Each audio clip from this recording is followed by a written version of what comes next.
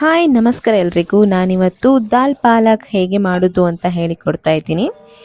ಇಲ್ಲಿ ನಾನು ತೊಗರಿ ಬೇಳೆನ ತಗೊಂಡಿದ್ದೀನಿ. ಒಂದು ಸ್ವಲ್ಪ ಒಂದು ಅರ್ಧ ಗಂಟೆಯಷ್ಟು ನೆನೆ ಹಾಕಿಟ್ಟಿದ್ದೀನಿ.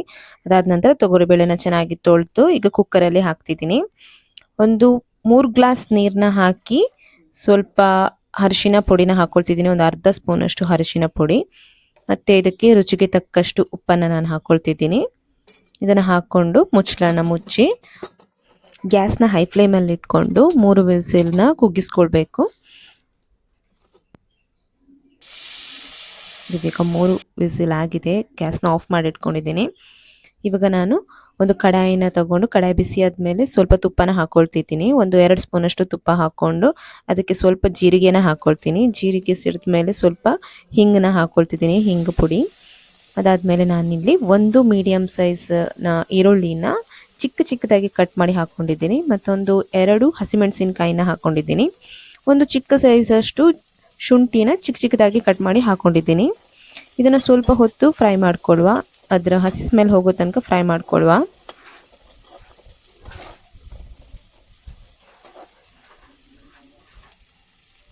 ಇದಕ್ಕೆ ನಾನು ಸ್ವಲ್ಪ ತೆಂಗಿನ ಎಣ್ಣೆನ ಹಾಕ್ಕೊಳ್ತಿದ್ದೀನಿ.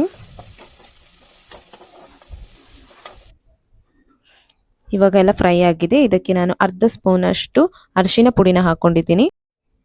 1 ಸ್ಪೂನ್ ಅಚ್ಚ ಖಾರದ ಪುಡಿನ ಹಾಕ್ಕೊಂಡಿದ್ದೀನಿ. ಮತ್ತು 1 ಸ್ಪೂನ್ ಆಗುವಷ್ಟು ಕೊತ್ತಂಬರಿನ ಹುರಿದ್ಬಿಟ್ಟು ಅದನ್ನು ಚೆನ್ನಾಗಿ ಪುಡಿ ಮಾಡಿ ಹಾಕ್ಕೊಂಡಿದ್ದೀನಿ. ಮನೆಯಲ್ಲೇ ಪುಡಿ ಮಾಡಿದ್ದೀನಿ ಅದನ್ನು. ಇದನ್ನು ಹಾಕೊಳ್ಳೋದ್ರಿಂದ ಸ್ಮೆಲ್ ಹಾಗೆ ಟೇಸ್ಟ್ ಕೂಡ ಡಿಫ್ರೆಂಟಾಗಿ ಬರುತ್ತೆ.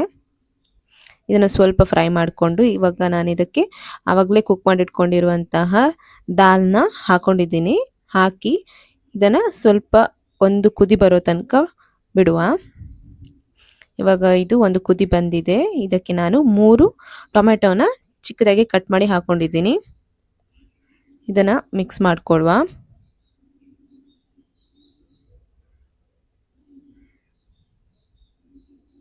ಇದಕ್ಕೆ ಈಗ ರುಚಿಗೆ ತಕ್ಕಷ್ಟು ಉಪ್ಪನ್ನು ನಾನು ಹಾಕ್ಕೊಳ್ತಿದ್ದೀನಿ. ನಾನಿವಾಗ ಮತ್ತೆ ಇದನ್ನು ಕುದಿಸ್ಕೊಳ್ತಿದ್ದೀನಿ. ಟೊಮೆಟೊ ಎಲ್ಲ ಮೆತ್ತಗಾಗಿ ಮಸಾಲೆ ಎಲ್ಲ ಸೈಡಿಗೆ ಬರೋ ತನಕ ನಾನು ಇದನ್ನು ಕುದಿಸ್ಕೊಳ್ತಿದ್ದೀನಿ. ಇವಾಗ ನಾನು 2 ಪಾಲಕ್ನ ತಗೊಂಡಿದ್ದೀನಿ. 2 ಕಟ್ಟು ಪಾಲಕ್ನ ಚೆಂದ ಮಾಡಿ ತೊಳ್ಕೊಂಡು ಚಿಕ್ಕದಾಗಿ ಕಟ್ ಮಾಡಿ ಹಾಕ್ಕೊಂಡಿದ್ದೀನಿ. ತುಂಬ ಚಿಕ್ಕದಾಗಿ ಮಾಡ್ಲಿಕ್ಕೆ ಹೋಗಬೇಡಿ, ಸ್ವಲ್ಪ ದೊಡ್ಡ ಸೈಜಲ್ಲಿದ್ದರೆ ಓಕೆ. ಇದನ್ನು ಚೆನ್ನಾಗಿ ಮಿಕ್ಸ್ ಮಾಡಿಕೊಳ್ಳುವ. ಇದನ್ನು ಒಂದು ಕುದಿ ಬಂದ ಮೇಲೆ ಗ್ಯಾಸ್ ಆಫ್ ಮಾಡಬೇಡಿ. ಜಾಸ್ತಿ ಹೊತ್ತು ಕುದಿಸ್ಲಿಕ್ಕೆ ಹೋಗಬೇಡಿ. ಇದರಲ್ಲಿರುವ ವಿಟಮಿನ್ಸ್ ಅಂಶ ಎಲ್ಲ ಕಡಿಮೆ ಆಗ್ತಾ ಬರುತ್ತೆ. ಇದರಲ್ಲಿ ತುಂಬ ವಿಟಮಿನ್ಸ್ ಮತ್ತು ಐರನ್ ಅಂಶ ಇದೆ. ವಿಟಮಿನ್ ಕೆ ಇದೆ ಇದರಲ್ಲಿ. ಇದು ಮೂಳೆಗೆಲ್ಲ ತುಂಬಾ ಒಳ್ಳೆಯದು. ಕ್ಯಾಲ್ಶಿಯಂ ಅಬ್ಸರ್ವ್ ಮಾಡಲಿಕ್ಕೆಲ್ಲ ತುಂಬ ಹೆಲ್ಪ್ ಮಾಡುತ್ತೆ. ಮತ್ತು ಇದರಲ್ಲಿ ಕಬ್ಬಿಣದ ಅಂಶ ಕೂಡ ಇದೆ. ಇದು ರಕ್ತದೊತ್ತಡನ ನಿಯಂತ್ರಿಸಲಿಕ್ಕೆ ಸಹಾಯ ಮಾಡುತ್ತೆ. ಮತ್ತು ನಿಮಗೆ ಜೀರ್ಣಕ್ರಿಯೆಗೆ, ಸ್ಕಿನ್ನಿಗೆ, ಕಣ್ಣಿಗೆ ಎಲ್ಲದಕ್ಕೂ ತುಂಬಾ ಒಳ್ಳೆಯದು. ಇದು ಟೇಸ್ಟ್ ಕೂಡ ಅಷ್ಟೇ ಚೆನ್ನಾಗಿರುತ್ತೆ. ವೈಟ್ ರೈಸಿಗಂತೂ ತುಂಬ ಚೆನ್ನಾಗಿರುತ್ತೆ ಟೇಸ್ಟ್. ನೀವು ಒಂದ್ಸಲ ಮನೆಯಲ್ಲಿ ಟ್ರೈ ಮಾಡಿ. ಇಷ್ಟ ಆದರೆ ಈ ಚಾನಲ್ನ ಸಬ್ಸ್ಕ್ರೈಬ್ ಮಾಡಿ. Thank you so much for watching.